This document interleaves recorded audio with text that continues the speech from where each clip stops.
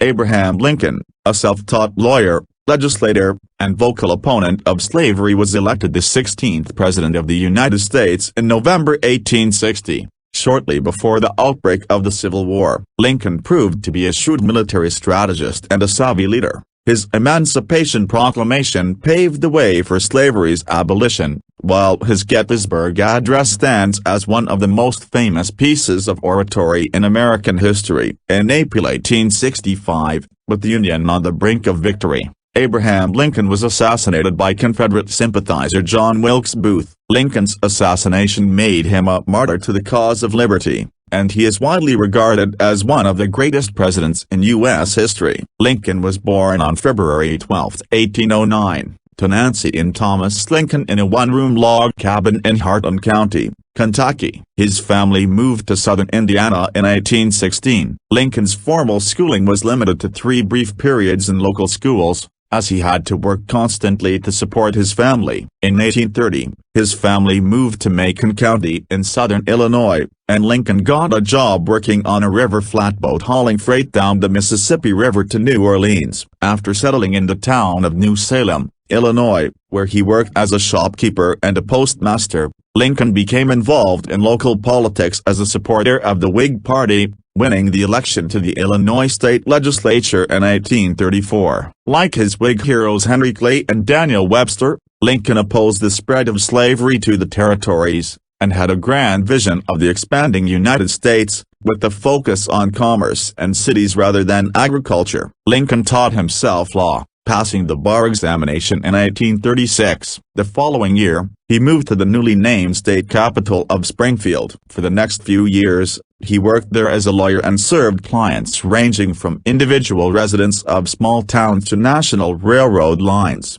He met Mary Todd, a well-to-do Kentucky belle with many suitors, including Lincoln's future political rival, Stephen Douglas, and they married in 1842. The Lincolns went on to have 4 children together, though only one would live into adulthood: Robert Todd Lincoln, 1843–1926, Edward Baker Lincoln, 1846–1850, William Wallace Lincoln, 1858–1862, and Thomas Tad Lincoln, 1853–1871.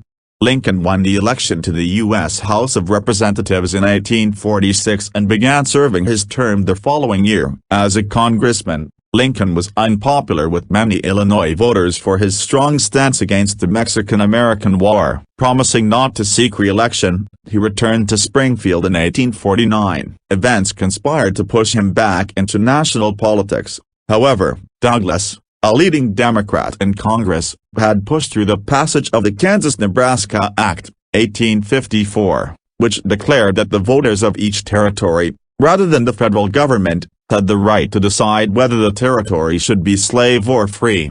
On October 16, 1854, Lincoln went before a large crowd in Peoria to debate the merits of the Kansas-Nebraska Act with Douglas, denouncing slavery and its extension and calling the institution a violation of the most basic tenets of the Declaration of Independence. With the Whig Party in ruins, Lincoln joined the new Republican Party formed largely in opposition to slavery's extension into the territory of SA in 1856 and ran for the Senate again that year. He had campaigned unsuccessfully for the seat in 1855 as well. In June, Lincoln delivered his now famous House Divided speech, in which he quoted from the Gospels to illustrate his belief that this government cannot endure, permanently, half slave and half free. Lincoln then squared off against Douglas in a series of famous debates, though he lost the Senate election. Lincoln's performance made his reputation nationally. Lincoln's profile rose even higher in early 1860 after he delivered another rousing speech at New York City's Cooper Union. That May, Republicans chose Lincoln as their candidate for president, passing over Senator William H. Seward of New York and other powerful contenders in favor of the rangy Illinois lawyer with only one undistinguished congressional term under his belt. In the general election, Lincoln again faced Douglas, who represented the Northern Democrats. Southern Democrats had nominated John C. Breckinridge of Kentucky, while John Bell ran for the brand-new Constitutional Union Party. With Breckinridge and Bell splitting the vote in the South, Lincoln won most of the North and carried the Electoral College to win the White House. He built an exceptionally strong cabinet composed of many of his political rivals, including Seward, Salmon P. Chase, Edward Bates, and Edwin M. Stanton. After years of sectional tensions, the election of an anti-slavery Northerner as the 16th President of the United States drove many Southerners over the brink. By the time Lincoln was inaugurated as the 16th U.S. President in March 1861, 7 Southern states had seceded from the Union and formed the Confederate States of America. Lincoln ordered a fleet of Union ships to supply the federal Fort Sumter in South Carolina in April. The Confederates fired on both the fort and the Union fleet, beginning the Civil War. Hopes for a quick Union victory were dashed by defeat in the Battle of Bull Run, Manassas, and Lincoln called for 500,000 more troops as both sides prepared for a long conflict.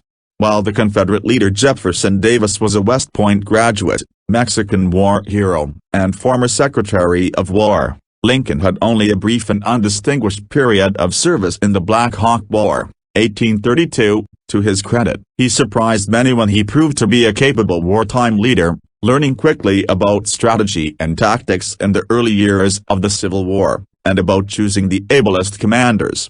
General George McClellan, though beloved by his troops, continually frustrated Lincoln with his reluctance to advance, and when McClellan failed to pursue Robert E. Lee's retreating Confederate army in the aftermath of the Union victory at Antietam in September 1862, Lincoln removed him from command. During the war, Lincoln drew criticism for suspending some civil liberties, including the right of habeas corpus, but he considered such measures necessary to win the war. Shortly after the Battle of Antietam, Sharpsburg, Lincoln issued a preliminary Emancipation Proclamation, which took effect on January 1, 1863, and freed all of the enslaved people in the rebellious states not under federal control, but left those in the border states, loyal to the Union, in bondage.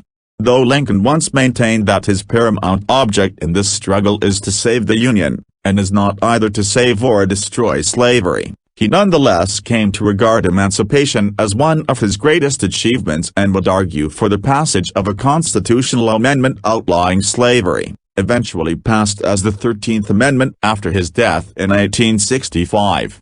2 important Union victories in July 1863 at Vicksburg, Mississippi, and the Battle of Gettysburg in Pennsylvania finally turned the tide of the war. General George Meade missed the opportunity to deliver a final blow against Lee's army at Gettysburg, and Lincoln would turn by early 1864 to the victor at Vicksburg, Ulysses S. Grant, as Supreme Commander of the Union forces.